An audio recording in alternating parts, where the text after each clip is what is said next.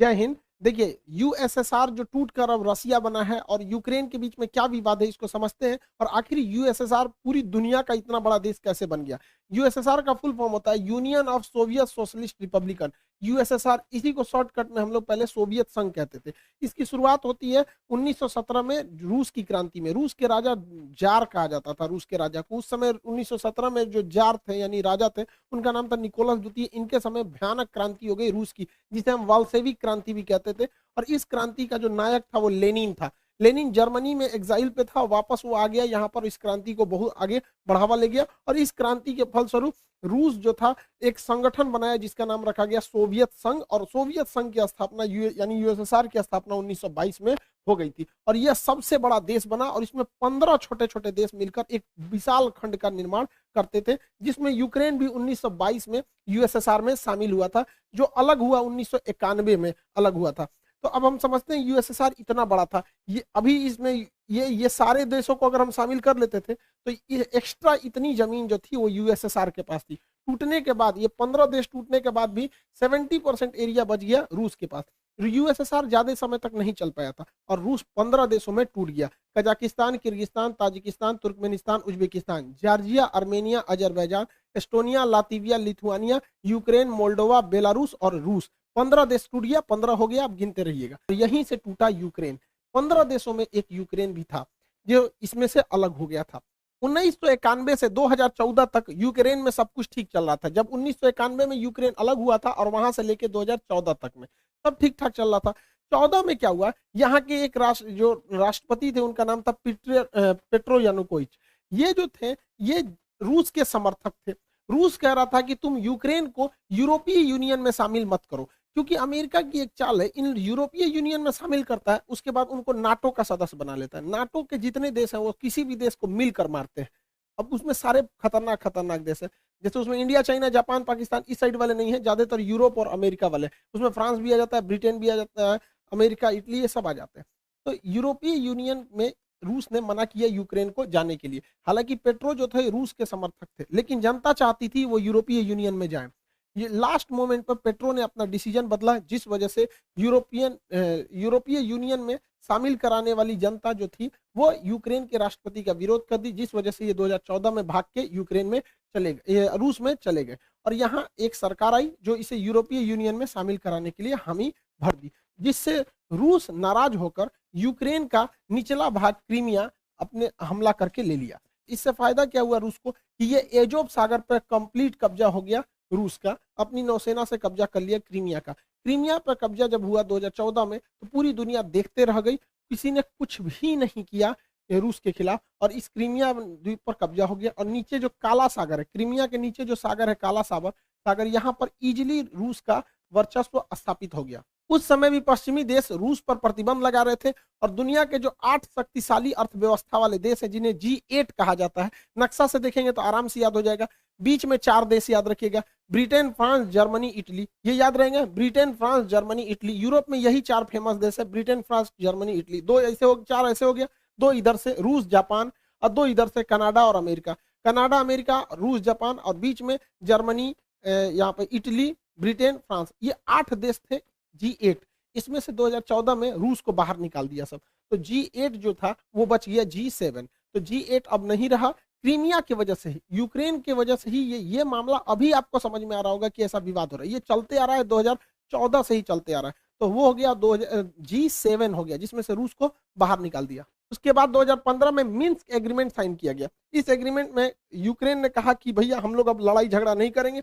Ukraine भी ध्यान रखेगा कि यूरोप तथा अमेरिका का प्रभाव यूरोप में बढ़ने न दे। लेकिन सब गड़बड़ कब हो गया, जब यूक्रेन ने 2017 में कहा कि वो नाटो ज्वाइन करना चाहता है। नाटो का फुल फॉर्म होता है नॉर्थ अटलांटिक ट्रीटी ऑर्गेनाइजेशन। इसका स्थापना 1949 में हुआ था। वर्तमान में इसमें 30 देश आ गए हैं और ये 30 शक्तिशाली, कनाडा है, America, Britain, France, Italy, Germany, ये जितने खतरनाक देश हैं सब हैं। और ये मेनली रूस को काउंटर करने के लिए।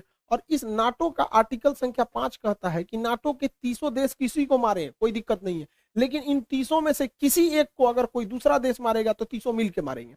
अब बताइए, यूक्रेन अगर नाटो का सदस्य बन जाएगा तो नाटो के नियम के अनुसार जो भी नाटो का सदस्य है वहां किसी भी देश की सेना आपस में वहां जा सकती है। तो यूक्रेन जिस दिन नाटो का सदस्य बनेगा, अमेरिका की सेना यूक्रेन में भी आ सकती है। अब बताइए कोई देश कैसे बर्दाश्त कर सकता है कि उसका पड़ोसी देश जो उसी से टूटा हुआ है और उसके सीधाने ले आके दुश्मन को बैठाए, और एक दूगो नहीं पूरा ग्रुप के दुश्मनों को बैठाए। अब अमेरिका यहाँ आएगा, अमेरिका एक को गोली चलाया और रूस भी चलाएगा तो हो गया नाटो के आर्टिकल 5 का उल्लंघन, अब पूरे 30 मिलकर मारेंगे। तो अमेरिका यहाँ आके बैठ जाएगा और कमजोर स्थिति का जब फायदा उठा के उस पर हमला कर देगा और पूरा सेना का जमावड़ा लगा देगा। यही है मेन विवाद का जड़। इसमें यूक्रेन कुछ भी नहीं है, सारा विवाद फैलाया है अमेरिका और नाटो ने। बेचारा भुगत रहा है यूक्रेन। यूक्रेन को भी समझना चाहिए कि आप तब तक ही पैर फैलाइए जब तक दूसरे को तकलीफ नहीं हो। कोई भी देश अपनी राष्ट्रीय सुरक्षा को ध्यान में रखता है, ये जरूरी है। अब देखिए नाटो में इतने देश हैं, ये जितने रेड कलर के हैं सब नाटो के देश। अब आप ही बताइए, यहाँ पर रूस है, रूस के सिधाने इतने दुश्मन देश है। रूस अगर इनमें से किसी एक को मारेगा ना तो ये सब मिलके मारेंगे। तो रूस को तो पूरी तरह से बर्बाद करने का प्लान है नाटो वालों का। यूक्रेन को सबक सिखाने के लिए रूस ने क्या किया, एक तो 2014 में क्रीमिया को हड़प लिया। क्रीमिया पे हड़पने के कारण ये एजोव सागर पूरी तरह से रूस के कब्जा में आ गया। इसके बाद यहाँ डोनस तथा लुहांस, ये दो शहरों को, दो जगहों को विद्रोहियों को खड़ा किया और अपने सैनिकों को यहाँ भेज दिया। और वो सैनिक जो थे वो सादी वर्दी में थे और विद्रोह कर दिए और कहें, और रूस ने इसको मान्यता दे दिया कि ये अलग देश है और इन अलग देश है, और यहाँ अपनी पूरी तरह सेना उतार दिया। इसमें पूरी तरह रूस की सेना आ गई। यहाँ रूस की सेना पहले से थी। रूस बहुत ही सावधानी से चल रहा था। ये ऊपर का देश है बेलारूस, यहाँ रूस अपनी पूरी सेना भरे हुए हैं ताकि इधर से हमला करना होगा तो कर ही देगा। ये रूस है, इधर से हमला आराम से कर देगा। और यहाँ से तो रूस घुस ही चुका है, क्रीमिया में पहले से कब्जा किया था। ये नौसेना लगा के यहाँ से चल जाएगा, चौतरफा हमला कर देगा यूक्रेन के ऊपर रूस। यूक्रेन को ये समझना चाहिए, आने वाले खतरों को भापना चाहिए। दूसरे के दम पर आप किसी ऐसे आदमी से आप खतरा नहीं मोल सकते हैं। अब ये लोग क्या कर सकते हैं, तो ये अमेरिका कह रहा है कि प्रतिबंध लगाएंगे, नाटो का धमकी दे रहा है इसको। भैया नाटो का अगर सदस्य बन जाएगा यूक्रेन तब तो बवाल हो जाएगा वहां पर। यहाँ दो एरिया जो है उस पर रूस ने स्वतंत्र देश घोषित कर दिया, लुहांस और डोनेस्क। इसे डोनबास रीजन भी कहा जाता है। अब इस पे इजिली रूस क्या करेगा, यहाँ से हमला कर देगा। अब आप कहेंगे यूएनओ ने क्यों कुछ नहीं किया, तो यूएनओ को अमेरिका ने खुद एक ऐसा कठपुतली बनाया है कि अमेरिका यूएनओ का यूज करके किसी भी देश पर हमला कर सकता है। आज उसी का फायदा रूस उठा लिया। कैसे उठाया समझिए ध्यान से। यूएनओ का एक नियम है आर्टिकल नंबर 7। आर्टिकल 7 कहता है कि कोई देश किसी दूसरे देश पर हमला नहीं कर सकता है, लेकिन अगर कोई देश से कोई छोटा सा राज्य टूटकर अलग होना चाहता है तो उसे स्वतंत्रता है, और अगर वह देश उस पर अत्याचार कर रहा है तो पड़ोसी उस पर मदद के लिए जा सकता है। नहीं समझे, अब समझिए कैसे होता है। ये रूस ने इन दो देशों को मान्यता दे दिया कि ये अलग देश है, अलग देश है। और आर्टिकल 7 यूएनओ का कहता है कि किसी भी देश की मदद के लिए दूसरा देश आ सकता है। तो यहाँ पर स्वतंत्र देश की मान्यता दे दिया, यहाँ किसी को प्रधानमंत्री राष्ट्रपति बैठा दिया और उसने लेटर लिख दिया किसको, रूस के राष्ट्रपति को, कि हमें सैन्य मदद दीजिए। और इसके सैन्य मदद के आधार पर इस पर हमला कर दिया यहाँ पर, और कह रहा है ये स्पेशल मिलिट्री ऑपरेशन है। युद्ध है नहीं, ये स्पेशल मिलिट्री ऑपरेशन है। यही तो किए थे अमेरिका ने अफगानिस्तान में, यही तो अमेरिका ने किया था इराक में, यही तो अमेरिका ने माली में किया, यही अमेरिका ने सीरिया में किया, यही अमेरिका ने लीबिया में किया, यही अमेरिका मिस्र में किया था, यही अमेरिका वियतनाम में किया था, यही अमेरिका कोरिया में किया था। तो जब अमेरिका करेगा तो गलत नहीं है, रूस कर दिया तो गलत है। यहाँ पर आर्टिकल 17 यूएनओ में कोई भी चीज बर्बाद, यूएनओ क्या कर पाएगा। एंटोनियो गुटेरेस फिलिस्तीन पिटाता है, क्या कर लेते हैं, कुछ नहीं। कश्मीर का मुद्दा आज तक अटका हुआ है, क्या कर लिया इन लोगों ने। तालिबानी जब अफगानिस्तान में आतंक मचा रहे थे, क्या कर लिया इन लोगों ने। ये कुछ भी नहीं है, यूएनओ मतलब कुछ नहीं, तमाशा है। अमेरिकी खुफिया एजेंसी सीआईए कह रही थी कि 16 फरवरी को सुबह 5 बजे रूस यूक्रेन पर हमला कर देगा। अरे बैल है ये रूस, जब तो बता के हमला करेगा। उस दिन हमला करना भी रहता तो नहीं करता पहले से पता। तो रूस ने क्या किया, उस दिन पीछे हट गया। पीछे भाई समुद्र की लहरें अगर पीछे हटती हैं तो सुनामी की पहचान होती है। गधों को लगता है कि पीछे जा रहा है वहां पे। देखिए इसमें क्या था कि चीन का रूस से काफी अच्छा संबंध है। रूस चीन के बुलावे पे गया था वहां ओलंपिक के उद्घाटन पे, और जाते ये कह दिया कि ताइवान चीन का भाग है। तो सोच सकते हैं रूस और चाइना में कितना अच्छा संबंध है। रूस से चाइना ने कहा था कि ओलंपिक हो जाने दो, विंटर ओलंपिक। तो बीजिंग विंटर ओलंपिक 20 फरवरी को खत्म हो गया, इस दिन लास्ट हो गया। और 21 फरवरी को व्लादिमीर पुतिन ने यूक्रेन में 2 स्वतंत्र देशों की घोषणा कर दी। अब समझिए ये स्वतंत्र देश की घोषणा क्यों की गई है, ताकि यूएनओ का आर्टिकल 7 का प्रयोग किया जा सके। और 23 तारीख को उन स्वतंत्र देशों ने लेटर लिख दिया पुतिन को कि हमें सेना की मदद किया जाए। और 23 तारीख को पुतिन ने क्या कर दिया, सेना से हमला कर दिया। ये युद्ध है ही नहीं, स्पेशल मिलिट्री ऑपरेशन है। किसकी वजह से, यूएनओ के आर्टिकल 7 की वजह से। इस हिसाब से हम लोग भी पाकिस्तान में हमला कर सकते हैं। किस तरह से? वहां पर जो बलूचिस्तान है वहां के लोग अगर लिख के दे देते हैं कि हमारी मदद कीजिए तो हम लोग भी मार सकते हैं। आज यूएनओ क्या कहता है? जिसकी लाठी उसकी भैंस। इसी हिसाब से यूएनओ चल रहा है यहाँ पर। अब इसके बाद हमला यहाँ पर तेज कर दिया गया। रूस ने इसके ऊपर हमला कर दिया यूक्रेन पर। हालांकि जब यूएसएसआर का हिस्सा था तो यूक्रेन का काफी विकास किया था रूस ने। आप देखिए कैसे, ये है आपका यूक्रेन।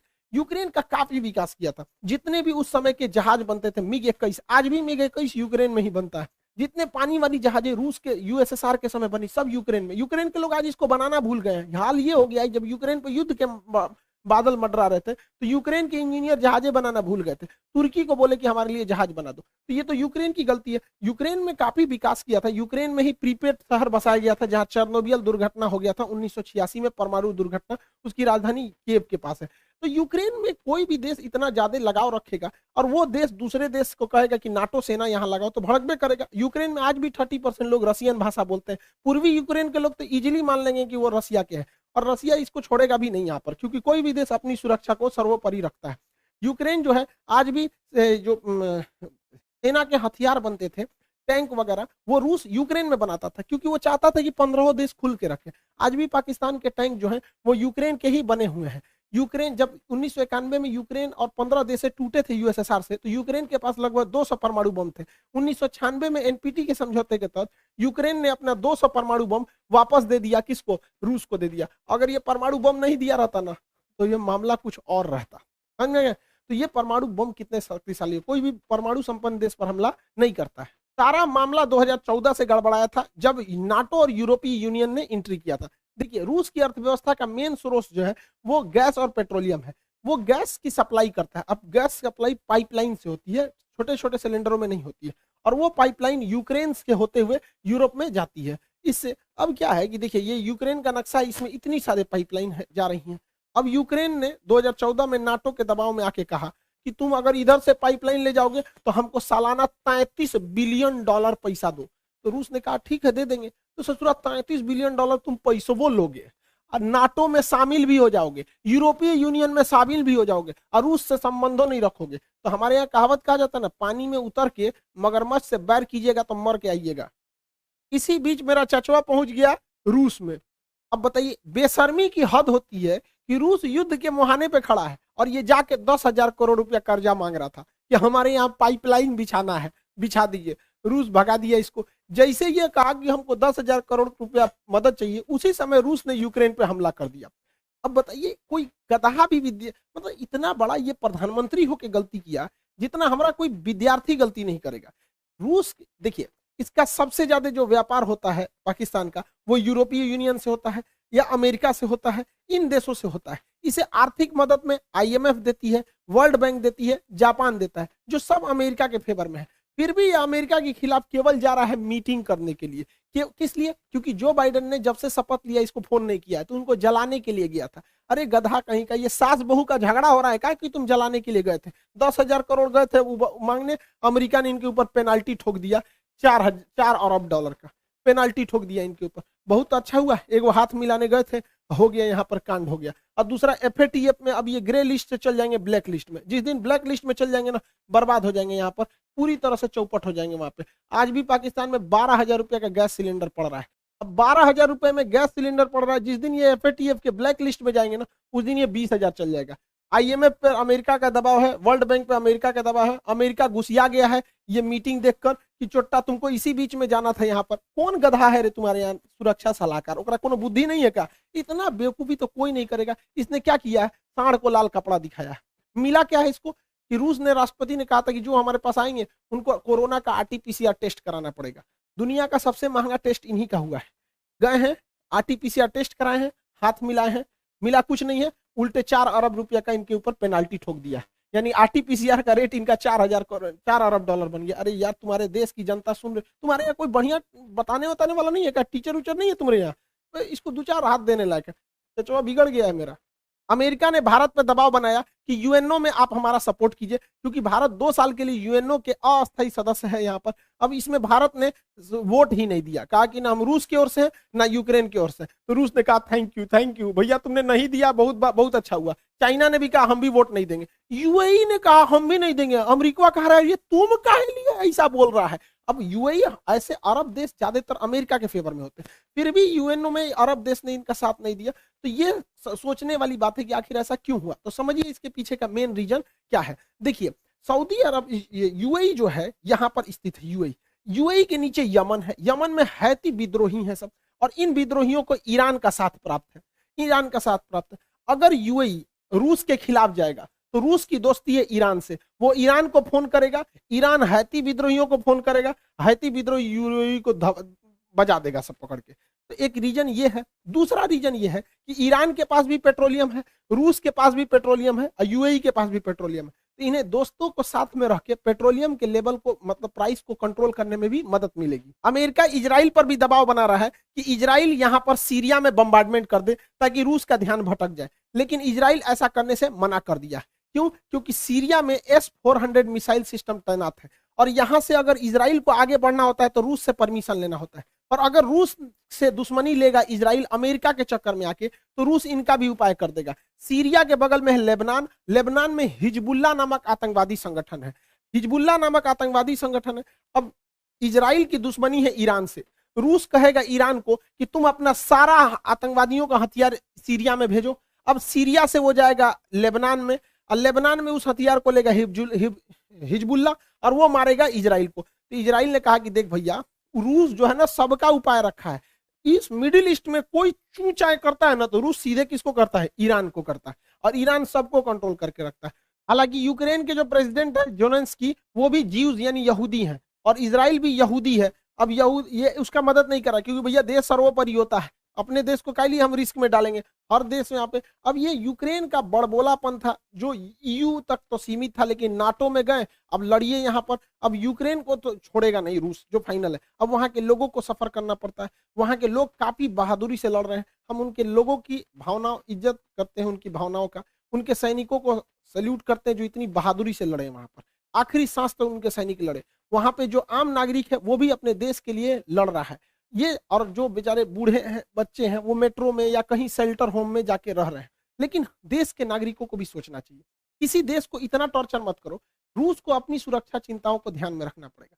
हमको बड़ा कड़ा शब्द में बोलना पड़ता है, लेकिन ये बात जरूर है कि अगर यूक्रेन आज आंसू नहीं बहाएगा तो कल यूक्रेन की वजह से रूस को खून के आंसू बहाने पड़ेंगे, क्योंकि नाटो धीरे धीरे पैर पसार रहा है। 15 देशों को तोड़ दिया नाटो ने, और उसके बाद उन 15 देशों में से सारे देशों को अपने में मिलाते आ रहा है। नाटो की जरूरत क्या है? आप 15-30 देश मिलकर किसी को मारेंगे यहाँ पर। तो यूक्रेन के लोगों को इसका खामियाजा भुगतना पड़ेगा। लेकिन क्या होता है कि देश, हर इंसान को अपना देश प्यारा होता है। देश तो बहुत बड़ी चीज होती है। इंसान जिस कमरे में सोता है, बेड के जिस कोने पे सोता है, इंसान को वही कोना पसंद आता है। आप भी अपने कमरे में बेड पे किसी खास कोना पे सोते होंगे, आपको वही नींद आएगा। हर इंसान की मेंटेलिटी होती है। लेकिन ये सोचना चाहिए कि हमारी देश की नीतियां कहाँ सही जा रही हैं। कई बार हमें कड़वे घोंट पीने पड़ते हैं, तो ये चीजें होती है। कई बार देश को ऐसा लगता है कि नहीं अभी हमला कर देना चाहिए, लेकिन उसको सोच समझ के करना चाहिए। हमारे ऊपर भी हमले हुए थे 26/11 जब ताज होटल पे हमला हुआ था, हम लोग भी चाहते तो पाकिस्तान पे हमला कर देते। पुलवामा हुआ था, संसद पर हमला हुआ था, कारगिल पे हुआ था, हम लोग भी चाहते तो इस्लामाबाद पे घुस जाते। लेकिन उस वजह से हमारी देश की अर्थव्यवस्था नहीं बढ़ी। अब क्या है, धीरे धीरे हमारी अर्थव्यवस्था बढ़ रही है, धीरे धीरे पाकिस्तान खुद ही बर्बाद हो जाएगा। तो ये यूक्रेन के लोगों को सोचना चाहिए कि ऐसा ना करे कि रूस जैसे देश से, इतने बड़े देश से दुश्मनी ले ले। अभी रूस का पूरा फुल प्लान क्या है, वो वायुसेना से भी हमला कर रहा है, थल सेना से भी कर रहा है, नौसेना से भी कर रहा है। वो चारों ओर से घेर चुका है यूक्रेन को, और कोई मदद के लिए नहीं आया। ये दुनिया के लिए भी एक लेसन है कि जब तक अपने पैर पे नहीं खड़े रहेंगे तब तक कोई मदद करने के लिए नहीं आएगा। कोई आएगा कैसे मदद करने के लिए आपके ऊपर? आपकी खुद की परछाई भी ना अंधेरे में आपका साथ छोड़ देती है, तो दूसरे से क्या उम्मीद कर रहे हैं? मुसीबत पड़ने पे हर इंसान साथ छोड़ देती है, जब अंधेरे में परछाई ने छोड़ दिया तो। व्लादिमीर पुतिन का सीधा सा डिमांड है कि रूस, ये यूक्रेन और नाटो लिखित दे कि वो कभी भी यूक्रेन को नाटो में शामिल नहीं करेंगे। रूस का दूसरा डिमांड है कि जो एस्टोनिया, लातविया, लिथुआनिया, जो एकदम इसकी राजधानी के पास नाटो सेना आके बैठी हुई है, इन्हें वापस विड्रॉल करे। अमेरिका ने यूरोप में जो परमाणु बम रखे हैं इसे वापस ले जाए। ये व्लादिमीर पुतिन का है। हालांकि पुतिन का आंतरिक विरोध भी हो रहा है देश में, लेकिन इसे दबाने के लिए पुतिन काफी बेहतरीन ढंग से वेल ट्रेंड है। पुतिन का पूरा प्लान क्या है, वो यूक्रेन को इस एरिया से काट देंगे। इस एरिया से काट दिए, वो ऑलरेडी काट चुके हैं, इसमें तो कुछ सोचना ही नहीं। क्रीमिया में वही काट चुके हैं। अब ये है एक देश है जिसका नाम है मोल्डोवा। व्लादिमीर पुतिन क्या किए, बहुत पहले से प्लानिंग के तहत मोल्डोवा के इस क्षेत्र को विद्रोहियों द्वारा आजाद करा दिए हैं। इधर विद्रोही क्षेत्र है, ट्रांसनिस्ट्रिया नामक इस देश को बना दिए हैं यहाँ पर। अब उनका फुल प्लान है कि यहां से यहां ये एरिया को काट देंगे यूक्रेन का, जिससे यूक्रेन धीरे धीरे एक लैंड लॉक कंट्री हो जाएगा और ये पूरी तरह से लैंड लॉक हो जाएगा। नीचे से कोई मतलब ही नहीं बनेगा यहाँ पे, ताकि इसकी नौसेना इधर, अक्सर नाटो की नौसेना इधर आ जाती थी। अब इनको खामियाजा भुगतना पड़ेगा। क्यू में उसकी सेना घुस चुकी है, रूस की सेना चारों ओर से घुस चुकी है। अब ये वेट एंड वॉच करेंगे लोग, जल्दी से जल्दी जोनेस्की जो है वहां पे वो सरेंडर कर दे। और रूस की सेना बहुत शक्तिशाली है, कई देश मदद के लिए आए हैं, लेकिन इससे बहुत कुछ नहीं हो पाएगा। लेकिन रूस के लिए भी है, जितने देर होगा युद्ध में उतने रूस के लिए समस्याएं बढ़ेंगी, उसके ऊपर सैंक्शन जो है वो और ज्यादा लगते जाएंगे। भारत पे भी इसका असर पड़ेगा, जो गैस है उसके रेट बढ़ेंगे, पेट्रोलियम फिर 110 105 के पास चला जाएगा, क्योंकि वो ऑलरेडी बढ़ने वाले हैं। जो सनफ्लावर जिससे रिफाइंड तेल वगैरह बनाए जाते थे वो 80% आता था यूक्रेन से, यूक्रेन युद्ध में फंस चुका है, अब वो नहीं आएंगे। फिर से सरसों का तेल 200 से 250 रुपए लीटर के राउंड द फिगर जाने वाला है। दवाइयां यूक्रेन के लोगों को महंगा पड़ेगा, क्योंकि भारत उन लोगों को दवाइयां बेचता था। गेहूं के लिए एक चीज का प्रॉफिट यही है कि यूक्रेन और रूस दोनों गेहूं के बहुत बड़े उत्पादक है। यूक्रेन के पास गेहूं का बहुत बड़ा भंडार था। यूक्रेन में एक घास का मैदान है जिसे कहते हैं स्टेपी, उसे bread basket of the world कहते हैं, कि दुनिया में वो गेहूं वहां बहुत ज्यादा मात्रा में उत्पादित होता है। तो गेहूं का इन लोग के पास प्रोडक्शन गिरेगा, जिस वजह से गेहूं के रेट बढ़ेंगे। तो भारत उन गेहूं को विदेश में बेच सकता है और इस तत्कालिक समय के लिए फायदा कमा सकता है। ये भारत के लिए एक मौका है, वो भी हाथ से मत चला जाए, दिक्कत हो जाएगा। हालांकि रूस इसके लिए पहले से तैयार बैठा है। उसने अपनी अर्थव्यवस्था को बजट में जो पारित किया था उसको स्टेबल रखने की कोशिश किया। वहां पर्याप्त मात्रा में विदेशी भंडार रखे गए हैं। वो सोने का प्रचुर भंडार रख चुका है। अमेरिका ने उसके ऊपर सबसे खतरनाक प्रतिबंध लगाया है, स्विफ्ट बैन लगा दिया है। देखिए, दो तरह के बैंकिंग में कोड होते हैं। अगर आप देश के अंदर ही पैसा भेजना चाहते हैं तो आपको आईएफएससी कोड लगते हैं। आप अगर ध्यान देंगे होंगे, बैंक में कभी भी पैसा ट्रांसफर किए होंगे तो आईएफएससी कोड लगा होगा। अगर आपको आईएफएससी कोड नहीं पता है, बैंक से ट्रांसफर पैसा नहीं होगा। लेकिन ये आईएफएससी कोड किसी देश के अंदर ही होता है। हमें बिहार, यूपी, मध्य प्रदेश, तमिलनाडु कहीं भेजना है, लेकिन अगर हमें यहां से पैसा अमेरिका भेजना है तो उस समय आईएफएससी कोड काम नहीं करेगा, उस समय स्विफ्ट कोड काम करेगा। जितने लोग ऑनलाइन ट्रेडिंग करते होंगे, विदेश से सामान बेचते होंगे, आता होगा, उन लोग को पैसे के लिए आईएफएससी कोड नहीं बल्कि स्विफ्ट कोड की जरूरत पड़ती होगी। अमेरिका ने यूरोपीय देशों के दबाव में आकर रूस को क्या किया, स्विफ्ट कोड से हटा दिया। अब रूस का स्विफ्ट कोड ही काम नहीं कर रहा है। रूस में इंटरनल व्यापार तो होगा, लेकिन बाहरी व्यापार पर बैन लग जाएगा। हालांकि रूस चाहे तो रूबल में इसका व्यापार कर सकता है इजीली। रूस की अर्थव्यवस्था पर इसका प्रभाव पड़ेगा, लेकिन इसके लिए भी अमेरिका ही जिम्मेदार है। उसने रूस को इतना ना प्रतिबंधों से झोंक दिया था, इतना झोंक दिया था कि रूस अब एकदम उब गया था। कहा जाता है किसी को इतना न डराओ कि उसके दिल से डर खत्म हो जाए। भारत के लिए समस्या है कि हमें बैलेंस लेके चलना है, ना हमें अमेरिका की ओर झुकना है, ना हमें रूस की ओर झुकना है। हमें दोनों से जरूरत है और दोनों से सावधान रहने की जरूरत है। हालांकि क्वाड ग्रुप में भारत ने अमेरिका का साथ नहीं दिया, एक न्यूट्रल स्टैंड को अपनाया है। यूएनओ में भी भारत ने एब्सटेन करके, मत ना डाल के, वो भी एक तरह का न्यूट्रल स्टैंड को अपनाया है। G20 में भी भारत बहुत कुछ नहीं कहने वाला है रूस के खिलाफ। हमें बैलेंस लेके चलना है, अमेरिका के कहने पे हम लोग को नहीं आना है, क्योंकि अगर हम अमेरिका के कहने पे चले आएंगे तो रूस चाइना के फेवर में चला जाएगा, क्योंकि वो भी देखेगा कि भैया आप अमेरिका के गुण गा रहे हो तो वो किसके पे गुण गाने लगेगा, चाइना का। और ये चाइना यही चाह ही रहा है, क्योंकि उधर यूक्रेन को कब्जा कर लेगा, यूक्रेन ले गया रूस, अब ताइवान लेके चला जाएगा चाइना, इसके बाद स्प्रेटले द्वीप लेगा, इसके बाद पैरासेल आइलैंड लेगा। ये चाइना के लिए प्लस पॉइंट होगा। अतः चाइना को रोकने के लिए हमें रूस के साथ रखना जरूरी है, साथ साथ अमेरिका का भी साथ देके चलना जरूरी है। तो हमें काफी मतलब बीच बचाव लेकर चलना चाहिए। सबका कारण है नाटो और अमेरिका के चक्कर में पूरी दुनिया आज सफर कर रही है। हमारे देश का सेंसेक्स नीचे गिर गया, 10 लाख करोड़ रुपए जो हमारे सेंसेक्स है, 5% सेंसेक्स नीचे चला गया हमारा शेयर मार्केट, यानी लगभग 2000 अंकों की गिरावट देखी गई है, जिसे वैल्यू में कहेंगे तो 10 लाख करोड़ का। ये नाटो इन लोग के चक्कर में, ये आपस में, जब तक दुनिया में ये दोनों देश हैं अमेरिका और रूस, हमेशा गोलियां चलती रहेंगी। अरे वही छोटका ससुरा चाइना, ये पूरी दुनिया में गोलियां चलवाते रहेंगे। हम लोग को न्यूट्रल बैलेंस लेके चलना है, लेकिन हमें ये नहीं भूलना चाहिए कि अमेरिका से दोस्ती, दुश्मनी तो खतरनाक होती है, दोस्ती और खतरनाक होती है, ये किसी के नहीं होते हैं सर। और अमेरिका के पिछले कर्मों को हमें नहीं भूलना चाहिए। याद कीजिए 1971 में जब जंग चल रही थी तो रूस हमें बचाने आया था, 40वां बेड़ा भेजा था, और यही अमेरिका है जो परमाणु बम से मारने की धमकी दिया था, अपना 7वां बेड़ा भेजा था। 1965 में जब हमारे यहाँ अकाल पड़ा था तो अमेरिका हमें सुअरों को खाने वाला गेहूं दिया था। किस मुंह से अमेरिका आज हमसे मदद मांग रहे हैं यहाँ पे भैया?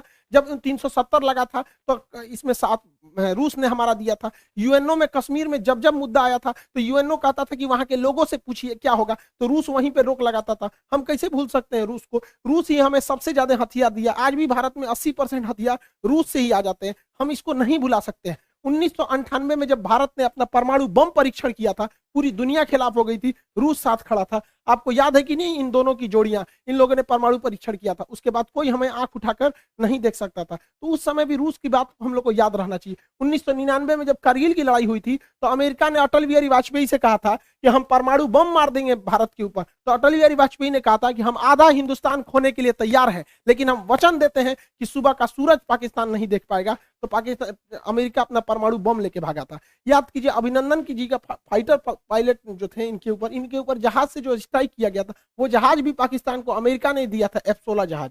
आज भी हमारी जरूरत रूस ही पूरा करता है। S-400 के दम पर हम चाइना को चैलेंज करते हैं, किसने दिया? रूस ने दिया। विक्रमादित्य किसने दिया? रूस ने दिया। 1991 में हम लोग जब अंतरिक्ष में क्रायोनिक इंजन की जरूरत थी, रूस अपने 8 क्रायोनिक इंजन दे रहा था, अमेरिका ने उस पर प्रतिबंध लगा दिया, जिस वजह से हमारा परमाणु अंतरिक्ष कार्यक्रम लगभग 20 साल पीछे चला गया। यहाँ पर आज भी चंद्रयान में अमेरिका के जगह पे रूस हमारी मदद कर रहा है। तो रूस हमेशा से हम लोग के साथ रहा है। आज देखिए परमाणु पनडुब्बी, चाहे चक्र हो, नेपरा हो, अरिहंत हो, इसमें रूस हमारी मदद कर रहा है। AK-203 राइफल की फैक्ट्री हो, रूस मदद कर रहा है। चाहे सुखोई जहाज जो हमारी वायुसेना का रीढ़ है, रूस ने हमें दिया है। ब्रह्मोस जहाज दुनिया का सबसे खतरनाक सुपरसोनिक क्रूज जहाज मिसाइल है, जिससे चाइना डरता है, किसने दिया है? रूस ने दिया है। तो हमें बैलेंस लेके चलना है। कहीं ना कहीं सेना में रूस मदद करेगा, लेकिन अमेरिका से हम लोग को भी संबंध बना के रखना है। चाइना को जब कंट्रोल करने की बारी आएगी तो रूस नहीं सुनेगा, तब हमें अमेरिका को लाना पड़ेगा। इस दुविधा में हम लोग हैं कि अमेरिका का साथ दें कि रूस का साथ दें। इसके लिए सबसे अच्छा रास्ता क्या होता है समझिए। मान के चलिए हमारे 2 बहुत करीबी आदमी हैं, उन दोनों का ब्याह पड़ गया, वो कह रहा है कि हमरे ब्याह में आना, वो कह रहा है हमरे ब्याह में जाएगा। तो भैया हम एक में जाएंगे तो दूसरा से संबंध खराब हो जाएगा। एक काम करते हैं, कोई दिन हम अपने ब्याह कर लेते हैं, बातें खत्म हो जाएगा। भैया हम अपने ब्याह में बिजी थे। इसी वजह से सबसे अच्छा तरीका है, ना हम रूस के फेवर में जाएंगे और ना ही हम अमेरिका के फेवर में जाएंगे। सबसे अच्छा तरीका है मोदी जी को अपनी सेना को बोलिए कि गलवान घाटी में 2 किलोमीटर आगे घुस जाए। गलवान घाटी में जैसे 2 किलोमीटर आगे घुसेगी, लड़ाई तो करना नहीं है, उलझा के रखना है। 2 किलोमीटर जहां आगे घुसेगी उधर से चाइना वाले घुस जाएंगे, फिर वैसे ही स्टैंड ऑफ हो जाएगा। 2-3 महीना चलेगा, अमेरिका कहेगा ए बोलना रे रूस को, हम कुछ करें, हम तो खुदे लड़ रहे हैं चाइना से यहाँ पे। तो हमला दोनों शांत के शांत रहेगा। और इससे एक और फायदा होगा, चाइना इधर उलझा रहेगा तो ताइवान पे हमला नहीं करेगा, नहीं तो इससे यही भी बहाने निपटा देगा ताइवान को। आपको क्या लगता है, भारत को इधर उलझा देना चाहिए कि नहीं देना चाहिए? वरना आप मना करेंगे तो कोई ना कोई देश इस तरह से आपको कहेगा कि भैया हमारा साथ दो। उससे अच्छा हम खुद उलझे हुए हैं, बातें खत्म। रूस की जगह पे कोई भी देश रहता तो अपनी सिक्योरिटी को लेकर चिंतित होता ही। आप खुद सोचिए, अमेरिका यहाँ पे है, क्या मैक्सिको देश में अगर रूस अपनी सेना लगाएगा तो क्या अमेरिका चुप रहेगा? नहीं चुप रहेगा ना। कोई भी देश देखेगा कि आप यहाँ सेना लगा क्यों रहे। तो आप ही बताइए, अमेरिका अपनी नाटो सेना अगर यूक्रेन में लाएगा तो रूस के बॉर्डर से सटा देगा, तो रूस कैसे चुप रह सकता है? अपने देश पर बीतता है तो सबको खराब लगता है। आप ही बताइए, भारत है यहाँ पे, भारत के नीचे यहाँ श्रीलंका है। अगर पाकिस्तान अपनी फौज श्रीलंका में लगा देगा और श्रीलंका उसको परमिशन देगा तो भारत धोएगा कि नहीं धोएगा उसको? हम लोग को कैसे खराब लगता है? जैसे चाइना अपना स्ट्रिंग ऑफ पल्स लाता है यहाँ पे। तो हर देश को अपना सुरक्षा चिंता को ध्यान में रखना पड़ता है। और इसमें सिंपल सा बात है, यूक्रेन को कोई उससे उसका देश नहीं मांग रहा है। रूस का केवल यही करना है कि यूक्रेन डिसाइड एक लिखित दे दे कि वो कभी भी नाटो सेना में शामिल नहीं होगा। यूक्रेन को यह सोचना चाहिए कि नाटो में शामिल होने से अमेरिका को फायदा है, वो दुश्मनी निकालेगा रूस से। क्या जाता है यहाँ पे, पूरा देश बच जाता, उसके लोग मरने से बच जाते, क्या काम आया नाटो? तो यहाँ यूक्रेन को सोचना चाहिए कि बहुत ज्यादा जिद पालने से कोई खास फायदा नहीं होता है। और हमेशा एक चीज याद रखना चाहिए, यूक्रेन हो, हम हो या आप हो, हम अपना पड़ोसी नहीं बदल सकते, दोस्त बदल सकते हैं। इसलिए दोस्त से संबंध बने बिगड़े, लेकिन पड़ोसियों से हमेशा संबंध अच्छा रखना चाहिए, क्योंकि हमेशा काम पड़ोसी आते हैं। यूक्रेन का पड़ोसी रूस है और ये ना अमेरिका दोस्त है, तो हमेशा एक चीज को ध्यान रखना चाहिए, किला सुरक्षित करने के लिए पड़ोसी का सुरक्षित होना जरूरी है। यूक्रेन को हठधर्मिता छोड़नी चाहिए। आप यूरोपीय यूनियन में शामिल हो जाए, नाटो जैसे सैन्य संगठन में नहीं शामिल होना चाहिए। क्या ये फिनलैंड बेवकूफ था, स्वीडन बेवकूफ है जो इन लोगों ने नाटो की सदस्यता नहीं लिया? यूक्रेन, रूस ने धमकी दिया फिनलैंड ले लेगा तो तोड़ो छोड़ देंगे, क्या कर लेंगे लोग ये रूस का। दूसरा, बीपीएससी का जो प्रैक्टिस सेट है बाबू वो आ चुका है। बीपीएससी और एनटीपीसी रेलवे जितना चीज है इसका प्रैक्टिस सेट है, इसको प्रैक्टिस करते रहेंगे। आपके एग्जाम में जो मेरिट से छटते हैं लोग, वो लोग इस वजह से नहीं छटेंगे। और इकोनॉमिक्स के बैच बहुत देर से अटके हुए थे, अब वो 3 जनवरी से इकोनॉमिक्स का बैच आ जाएगा। यहाँ 3 जनवरी का है, 3 मार्च को सुबह 9 बजे इकोनॉमिक्स का बैच आ जाएगा। इसमें माइक्रो मैक्रो इकोनॉमी, लोच वगैरह सब चीज बता देंगे आप लोगों को। आई होप आप ये सब चीज समझे होंगे। भारत को किसी का साथ नहीं देना चाहिए। इंटरनेशनल रिलेशन में कभी भी कोई भी चीज बदल सकता है, हमारी जरूरत है तो ही हम लोग काम आ सकते हैं दूसरे के लिए। आई होप आप समझेंगे। मिलेंगे नेक्स्ट क्लास में। जय हिंद।